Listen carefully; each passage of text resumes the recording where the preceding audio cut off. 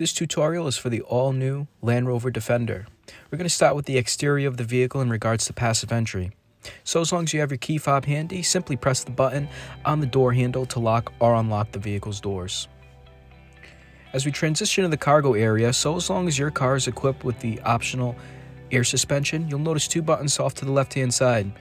By pressing and holding the up or down arrow, the vehicle will raise or lower, handy if you're loading something in the back or you're trying to line up your tow hitch. You'll also notice these hooks on either side for hanging bags, and these anchor points here are for the optional cargo cover. For additional storage underneath, so as long as your car doesn't have the third row, you have your jack system as well as some additional storage. Now let's jump into the Pivi Pro system. First, we're going to connect your phone by selecting Connect Phone. And on your phone, go into Settings, into Bluetooth. You'll see Land Rover Defender pop up under Other Devices. Once you select that, it's going to ask if these two numbers match, and if they do, you can hit yes on the touchscreen and pair on your phone. And then you'll notice if your software is up to date, it's going to ask if you want to link up wireless Apple CarPlay. You can go ahead and allow. Now that you have wireless Apple CarPlay running, you can go into alternative navigations like Waze and Google Maps.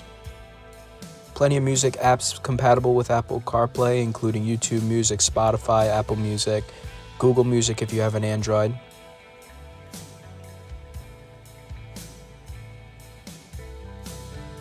And if you have one of our electric vehicles, the ChargePoint app is also now a part of Apple CarPlay, where you can see where the nearest charging stations are. Now if we hit the home button on the bottom left-hand side, this gets us into our Land Rover infotainment system and its own media center. Right now we're on standard FM radio, and you can see I'm just pressing the star to save a station and gesturing like I would on my smartphone.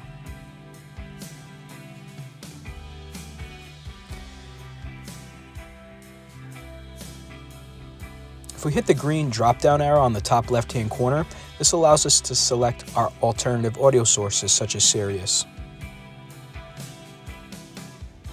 You also notice if I hit the browse function, I can sort by genre by hitting music and then select the genre music, and then it's going to list any stations associated with that genre.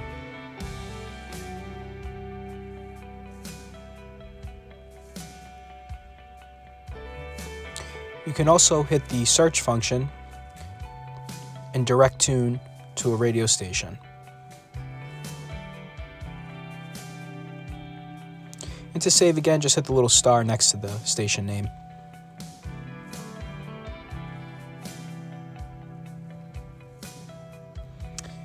You notice I pressed the settings cogwheel and then went into audio, and here's where you can control your bass, treble, and subwoofer, as well as the balance of the speakers inside the vehicle.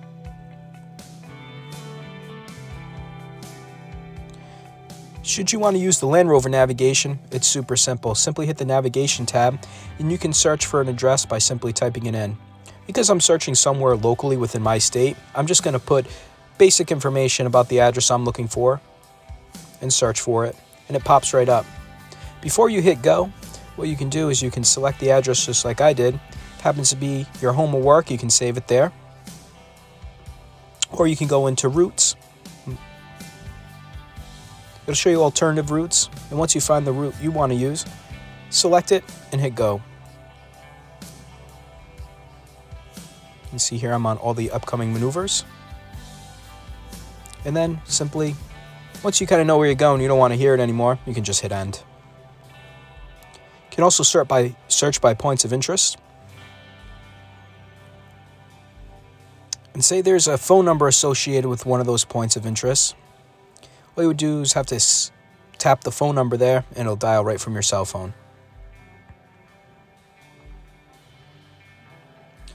Right here I'm clicking our surround camera button, and as you can see I'm pressing the arrows to zoom around the car. What this is doing is it's splicing all the cameras around the vehicle into a stereo image, giving you a really amazing view of what's happening around you. Also handy for off-road, as well as towing, as part of our tow assist package. By hitting the house button in the bottom left-hand corner, it always gets you back to your home screen here, where you have your three most used functions: navigation, phone, and media. If you're in a submenu, all you have to do is also hit the X in the bottom left-hand corner to back out of it. You'll notice these icons on the left-hand side. They're just shortcuts to get into your navigation, phone, or media. Depending on where you are, you can always access them. In this submenu here, you have a bunch of features like accessing your surround camera, eco data, 4x4 screen. Here, if we go into vehicle dimensions, you can see the dimensions of the vehicle. Handy if you're not sure if it's going to fit in your garage at home or parking garage at work, or any garage for that matter.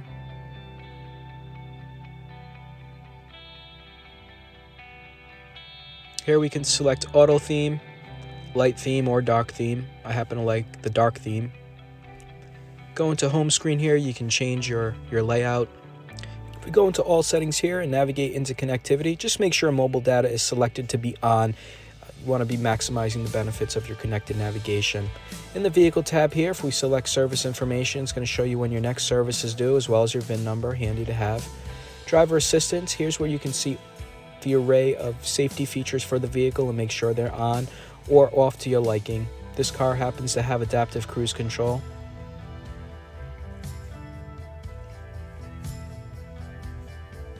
And if we go into the safety and security tab here, you can engage two-stage unlocking, drive-away locking set to a certain mile per hour. Your headlamp delay for when you get out of the vehicle and automatic high beam assist. In the convenience tab, you can have the global open, global close feature, reverse dip mirrors, automatic access height, and if you wanted to shut your rain sensing wipers off, or put them in winter park mode.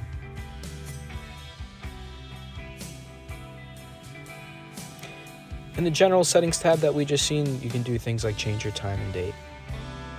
Transitioning to climate functionality, if I hit the silhouette of a person on the right hand side of the volume knob, it pulls up this screen here where you can articulate where you want the fan blowing. Analog controls for temperature, independent from each other for both driver and passenger. But if you want to sync them up, press the sync button. Now the driver's side will dictate the temperature of the whole car. Press the fan speed button. The right dial then turns into the fan speed control. Press the bezel in for heated and cooled seats if equipped. This here is your heated windshield button if equipped. Max defroster and rear defroster, of course. You have your automatic temperature control. AC automatically comes on to keep cool air pumping in to regulate the temperature should it go above your desired temperature. Then you have timer circulation. By pressing this button here, it pulls up our terrain response selector. You have an array of features depending on what your car is equipped with, but the bare minimum: grass, gravel, snow, mud, ruts, sand. This car has rock crawl as well as wade sensing. To the far left you have eco mode.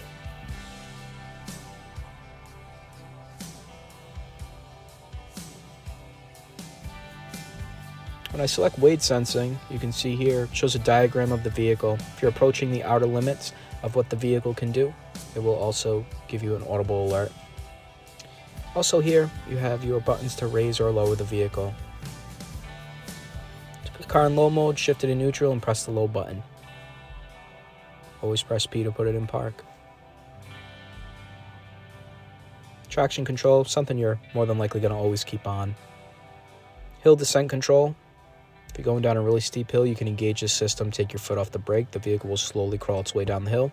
And next to that is the automatic start-stop feature, in which you can turn off for the current drive cycle only.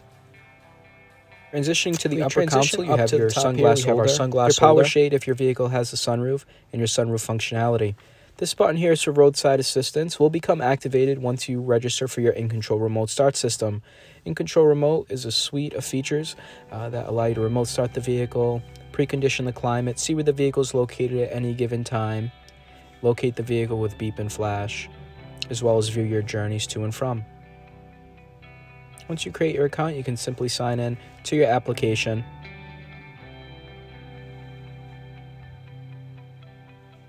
Really great feature. Free so as long as the vehicle is under warranty.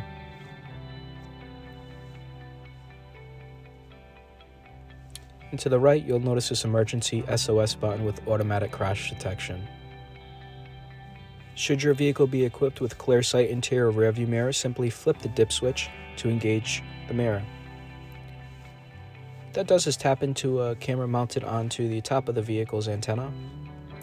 And you can change the brightness of the display, as well as articulate the direction in which the camera is pointing up and down. Home link garage door openers mounted underneath the mirror. And cabin lighting, simply press. As we transition to the steering wheel functionality here, we have your lane departure warning. To turn that on, simply press it. It'll illuminate in amber color. This vehicle is equipped with adaptive cruise control. Those arrows there allow you to control the distance between you and the vehicle in front of you. To the bottom right, heated steering wheel if equipped. CAN stands for cancel, shuts the cruise control off, and there's an adaptive speed limiter to the top right. Have your rain sensing wipers here. We have the stalk set to the auto position. You can change the sensitivity of the rain sensor by turning the stalk. Pull it towards you for front washer fluid and press the button on the indent of the stalk to engage your rear washer fluid. Turn the end of the stalk to engage your rear wipers. On the left-hand side, lights set to auto. It is on a spring, so it will go back to that middle position every time you turn it. To engage your front fogs, turn it. On the left-hand side, you'll see indications that it's on. And then for your rear fogs, you'll see indications on the right if they're on. You'll notice this diamond button on your steering wheel. When you press that diamond button, what's going to happen is a screen is going to pop up on your infotainment system. What this button allows you to do is select a shortcut for that diamond button to complete when pressing it. You can alternatively select another function for it to complete depending on how long you press and hold the button. Short press, long press. Here we have volume for your radio. Left and right will seek your favorite stations, and you have voice command for things like navigation, media, phone. If we press the circle button on the steering wheel, it's going to allow us to access our instrument cluster menu. Here you can see your info panel.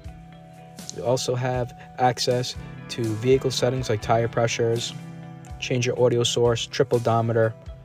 If we go back into info panel, we can set it up so you have your map here in the middle. This has a semi-digital cluster. Some of them come with an all-digital cluster, which even allows you to customize it more. Here we can see the map in the middle. By pressing the button on the end of the left stalk, you can cycle through your trip odometer at the top. See date, average miles, average speed, distance till empty. Press the left button on the door panel and use the joystick to articulate the mirror. Same for the right. Press the right button, use the joystick. M1, 2, and 3, simply press the M. M1, memory 1 setting saved for your seats and mirrors. That's for your child door locks and windows in the back. Press both of the mirror buttons at the same time. It'll fold or unfold the mirrors. Down here, you have your instrument cluster brightness for at night, if you want to dim that. And here's your emergency parking brake. Now, every time you put the car in park, it automatically applies the parking brake, but should you want to apply it permanently, pull it towards you. To disengage, foot on the brake, press down. Plenty of charging points within the Defender here. Wireless charger. In the back, plenty. You have two 12 volts, a few USB-Cs, even mounted into the back of the seats, 5 volt. And then the larger squares for our click and go system. It's a brief tutorial, quick rundown of all the features and benefits of the new Defender. Should you have any questions, don't hesitate to consider me a resource. All my contact information is below in this video. Hope to catch up soon.